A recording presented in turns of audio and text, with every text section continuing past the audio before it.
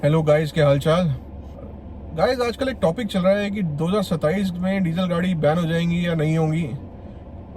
बड़े लोग चिंता में आ गए हैं कि जिन्होंने अभी गाड़ी ली है, हाल फिलहाल में परचेज़ की है, एक डेढ़ साल के अंदर अंदर या परचेज़ करने वाले डीजल गाड़ी प्लान कर रहे हैं। लोग ना बहुत सोच समझ के लेने लगे हैं गाड़ी। पेट्रोल लें, डीजल लें, सीएनजी लें या ईवी लें।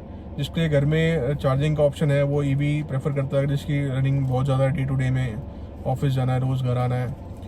और डीजल गाड़ी भी वही प्रेफर करता है जिसको सीएनजी लाइन में खड़ा नहीं होना, लेकिन गाड़ी रोज़ चलनी है, क्योंकि पेट्रोल काफ़ी महंगा पड़ता है। आजकल ये टॉपिक चल रहा है कि 2027 में डीजल गाड़ी बैन हो जाएंगी या नहीं हो जाएंगी।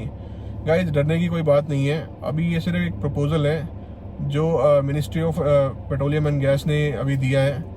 अभी सिर्फ प्रपोजल है, कोई अप्रूवल नहीं आया है इसके ऊपर। और अभी तो ये भी क्लियर नहीं है कि ये कमर्शियल गाड़ी पे होगा या प्राइवेट व्हीकल्स पे होगा। और इस प्रपोजल के अंदर ये है कि जिस भी सिटी की पॉपुलेशन 1 मिलियन या फिर 10 लाख से ज़्यादा है, उस सिटी में डीजल गाड़ी बैन कर देनी चाहिए पोल्यूशन को देखते हुए, क्योंकि पोल्यूशन बहुत ज़्यादा है।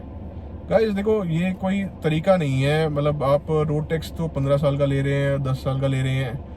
इनफैक्ट पहले तो जो मेरी वाली गाड़ी थी उसमें 15 साल का रोड टैक्स हमने पे किया था।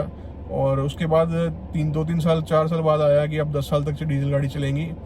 और हमने फिर 9 साल के आसपास हमने निकाल दी थी गाड़ी को। तो हमने रोड टैक्स तो 15 साल का पे किया ना, तो 5 साल का फिर रिफंड कौन देगा, बताइए।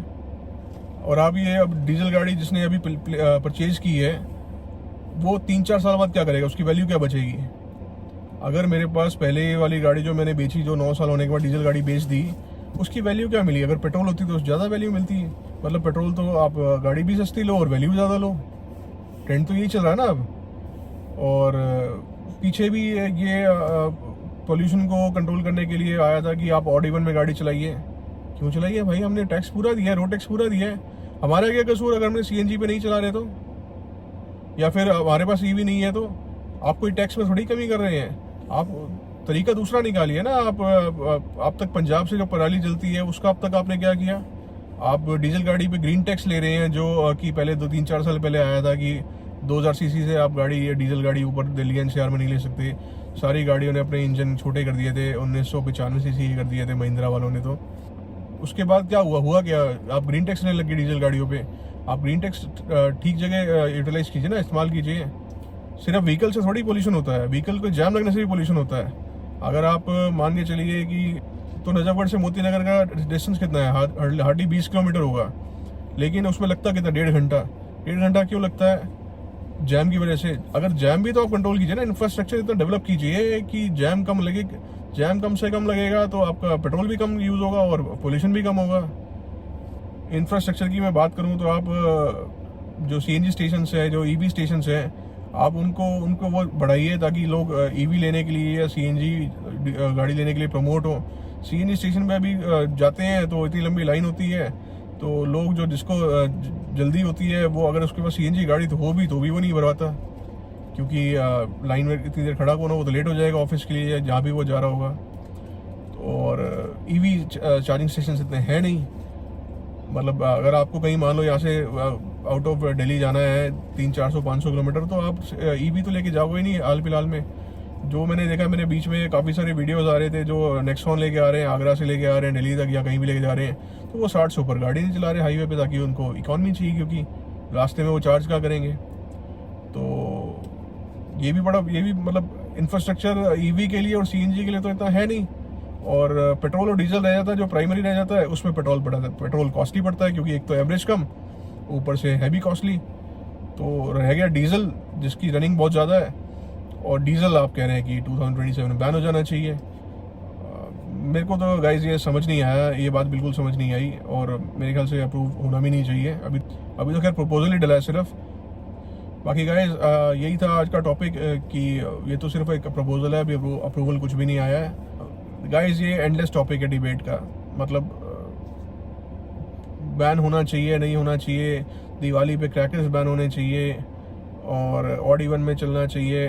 ये गाइज की टेम्परेरी सोल्यूशन है, सिर्फ टेम्परेरी सोल्यूशन है कि आप क्रैकर्स बैन कर दीजिए दिवाली पे, या आप ऑड इवन लगा दीजिए उस टाइम पे, या आप कोई और कंस्ट्रक्शन बंद कर दीजिए। ये परमानेंट सोल्यूशन नहीं है गाइस। परमानेंट सोल्यूशन तभी होगा जब सारी की सारी कमर्शियल गाड़ी जो होंगी टोटली CNG और EV पे आएंगी और इंफ्रास्ट्रक्चर के साथ, ताकि किसी को प्रॉब्लम भी ना हो। अगर प्राइवेट व्हीकल भी कोई EV या CNG यूज़ करता है तो उसको टाइमली फ्यूल डल जाए, नहीं तो फिर फ़ायदा क्या। जिसके पास 2 गाड़ी थी, एक ऑड नंबर था, एक इवन नंबर था, उससे तो कोई प्रॉब्लम नहीं है ऑड इवन में। जिसके पास है ही कोई मिडिल क्लास बंदा, जिसके पास है ही एक प्राइमरी गाड़ी है और उसको आप ऑड इवन कर देंगे, और इंफ्रास्ट्रक्चर इतना डेवलप है नहीं, किसी रोड पे तो इतनी सारी बसेज है, किसी पे बिल्कुल भी नहीं है। सेकेंडली रही बात जैम की, तो था उसमें मैं लेन ड्राइविंग कर रहा हूँ, ऐसे स्टिकर्स लगा दिए कहते DTC बस के पीछे। सिर्फ 2 दिन चली थी लेन में, और उस टाइम पे जिस दिन 2 दिन चली थी उसमें वो लाइन पूरी जो सिंगल लाइन साइड में वो पूरी जैम थी और रेस्ट ऑफ द रोड पूरी फ्री थी। अब आप बता दीजिए मुझे कि आप ये कमर्शियल व्हीकल्स या बसेस से जैम लगता है क्योंकि ये बीच में कहीं पे भी रोक देते हैं, मतलब साइड में स्टैंड पे बिल्कुल साइड में जाके रुकना चाहिए और दूसरी लेन फ्री करनी चाहिए, ऐसा नहीं करते ये, बिल्कुल बीच में रोक देते हैं, जिसकी वजह से जैम लगता है। और जैम लगेगा तो बट ऑब्वियसली पोल्यूशन तो बढ़ेगा ही बढ़ेगा।